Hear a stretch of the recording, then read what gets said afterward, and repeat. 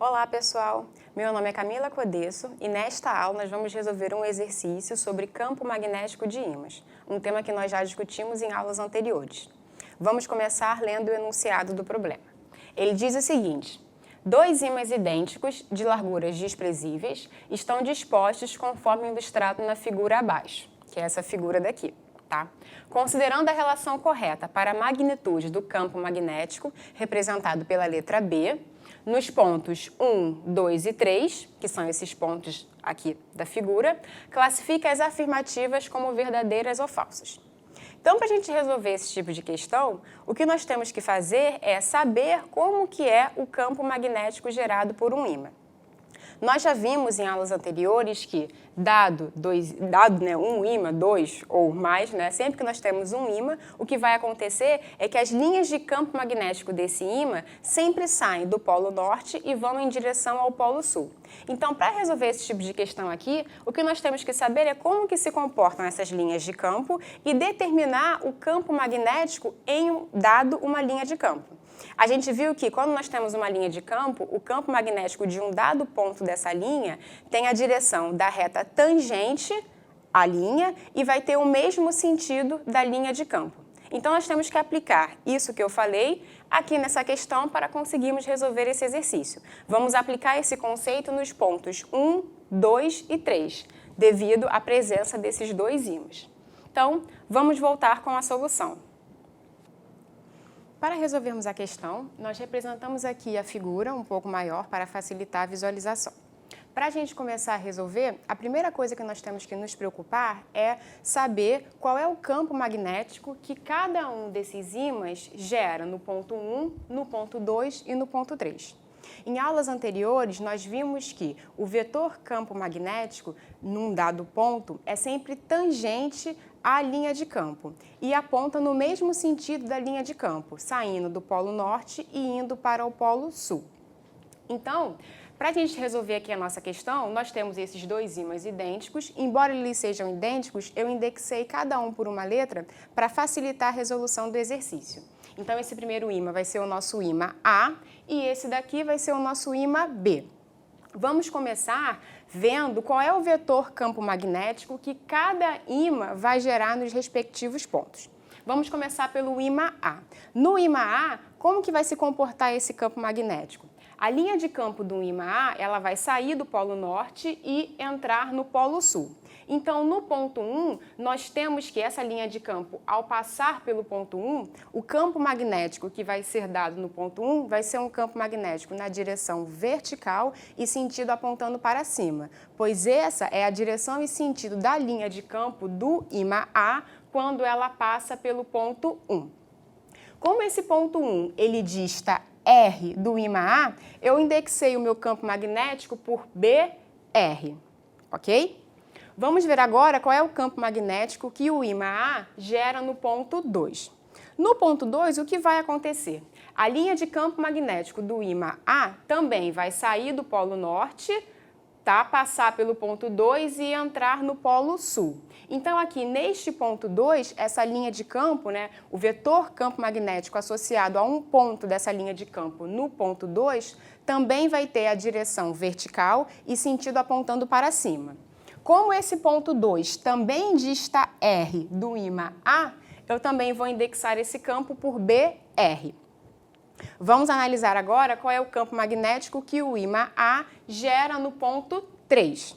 Então, o que vai acontecer? A linha de campo do ímã A, ela sai do polo norte, passa pelo ponto 3 e entra no polo sul.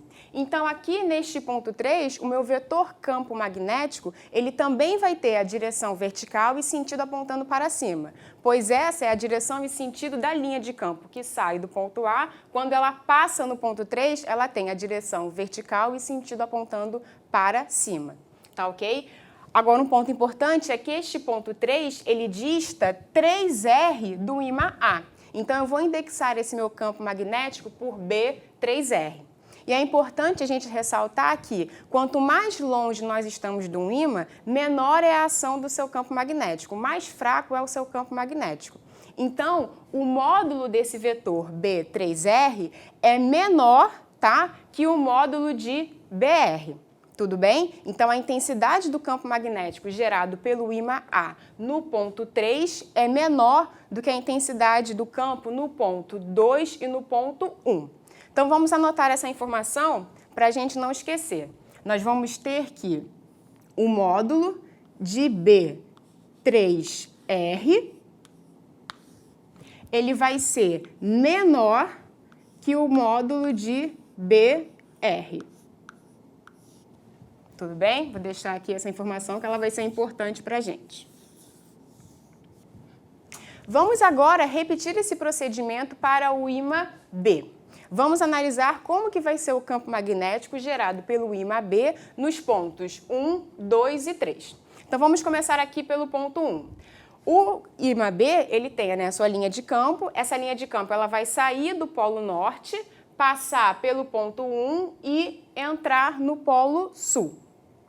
O que vai acontecer é que quando essa linha de campo passar pelo ponto 1, no ponto 1 ela vai ter a direção vertical e sentido apontando para cima. Então, o campo magnético deste ponto vai ter a direção vertical e sentido apontando para cima.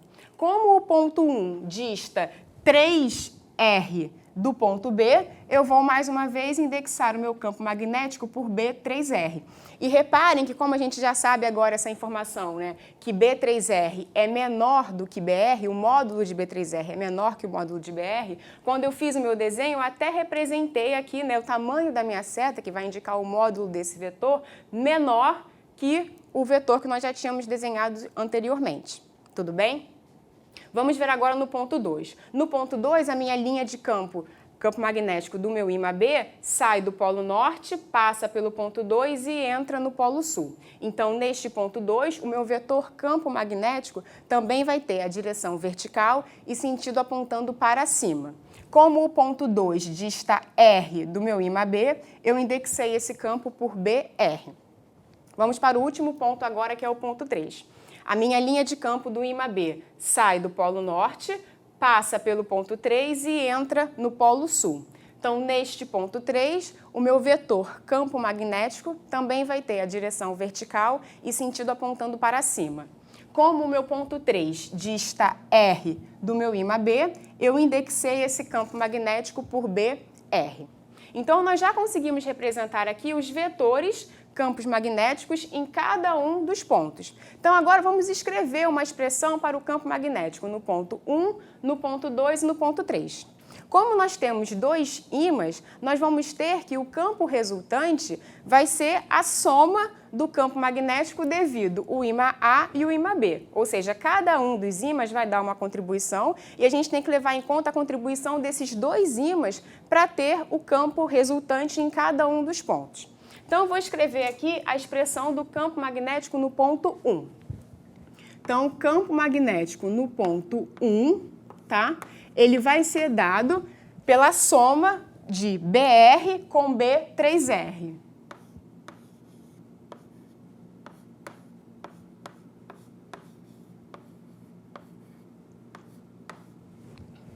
Campo magnético no ponto 2 também vai ser dado pela soma de BR com BR. Estou sempre levando em conta a contribuição dos dois ímãs.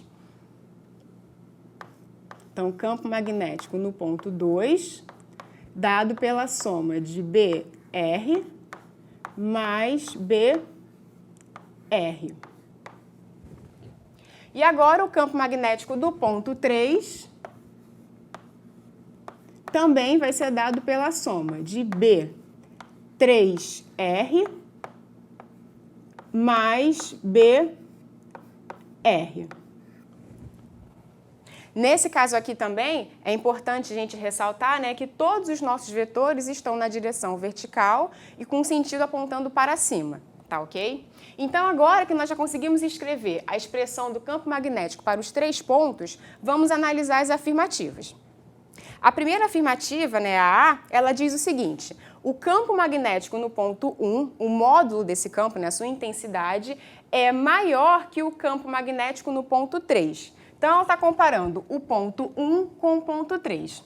A gente pode observar aqui que o campo magnético no ponto 1 e no ponto 3, eles são dados pela mesma expressão. Eles são iguais, e por que eles são iguais? Porque eles são dados pela soma dos mesmos dois vetores. Tá ok? Então, se eles são dados pelas somas dos mesmos dois vetores, nós temos que esses campos vão ser iguais. E aqui a afirmativa está dizendo ao contrário, está dizendo que B1 é maior do que B3. Logo, essa afirmativa está falsa. Vamos passar agora para a próxima afirmativa. Ela diz que a intensidade do campo magnético no ponto 2 vai ser maior que a intensidade do campo magnético no ponto 1. Então, vamos comparar aqui. No ponto 2, o meu campo magnético ele é dado pela soma, né, de BR mais BR. Já no ponto 1, ele vai ser dado pela soma de BR com B3R. E a gente já tinha anotado no início, né, quando a gente começou a resolver a questão, que o módulo de B3R é menor que o módulo de BR. Logo, de fato, no ponto 2, esse ponto aqui vai ser o ponto que tem a maior intensidade de campo magnético. Então, sim, o campo magnético no ponto 2 é maior que o campo magnético no ponto 1. Então, essa afirmativa aqui, ela está verdadeira. Vamos passar para a próxima. No item C, ele diz o seguinte: intensidade do campo magnético no ponto 3 é maior que a intensidade do campo magnético no ponto 2. Vamos comparar. Aqui no ponto 3, né, o meu campo magnético é dado pela soma de B3R com BR, enquanto que no ponto 2 é dado pela soma de BR com BR. A gente já sabe que a intensidade B3R é menor do que BR. Logo, como também eu já tinha falado, né, no ponto 2, esse ponto vai ser o ponto que tem a maior intensidade de campo magnético. Então, essa afirmativa aqui, ela está falsa, porque ela está dizendo que o ponto 3 é que tem a maior intensidade de campo comparado com B2. Essa afirmativa, então, está falsa. Vamos analisar agora a última afirmativa. Ela diz que o campo magnético no ponto 1 é igual ao campo magnético no ponto 3. Vamos comparar aqui. No ponto 1, nós temos que a intensidade do campo magnético vai ser dada pela soma das intensidades de BR com B3R.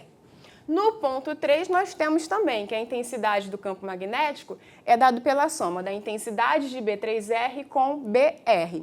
Logo, essas duas expressões elas são iguais, tá? Então, nós temos que essa afirmativa D ela está verdadeira. Nosso exercício encerra-se por aqui. Eu espero que vocês tenham compreendido a resolução. Até a próxima videoaula.